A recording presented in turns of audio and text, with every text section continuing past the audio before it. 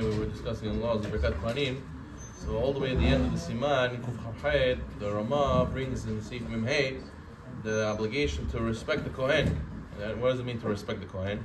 So besides for the halachot of a person giving him the first to go and do washing of the hands, let's say, or to give him the ability to take first from the Langiri, or the ability to go and say Birkat Hamazon the Zimun, or to honor the Kohen the first Aliyah, or to honor the Kohen to say Hamosi. All these situations are situations where we can give honor to somebody. We should give it to the Kohen. There's a mitzvah to honor the Kohen. But besides for that, we also should not degrade him. It's a sur and halacha, says the Ramah, to ask Kohen for a favor. The person says, hey, you go bring me a cup of water, please. Can you go make me a coffee, please? All these things, if he's a Kohen, the Yerushalmi says, somebody who uses a Kohen for personal use, it's like you're using part of the temple for a personal usage. It's a sur, it's a kilu ma'al, it's as if he did me'ilah, haz v'shalom.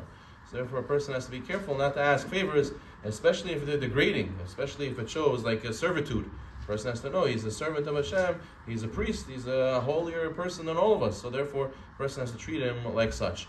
Also in a situation where a person wants to, let's say the Kohen wants to give a drink to the rabbi, he wants to carry the rabbi's books.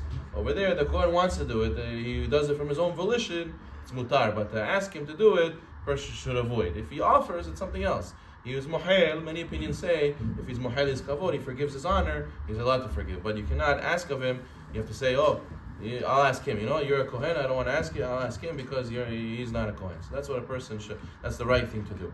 There's a story where the people were sitting at Rabbi Kiva Eger's table, and he had a guest, and the guest was a little bit clumsy, he spilled all the wine on the table, he knocked over the cup. Right away, the rabbi also knocked over his cup on the table, and he said, the table is a little bit shaky, the table is not stable.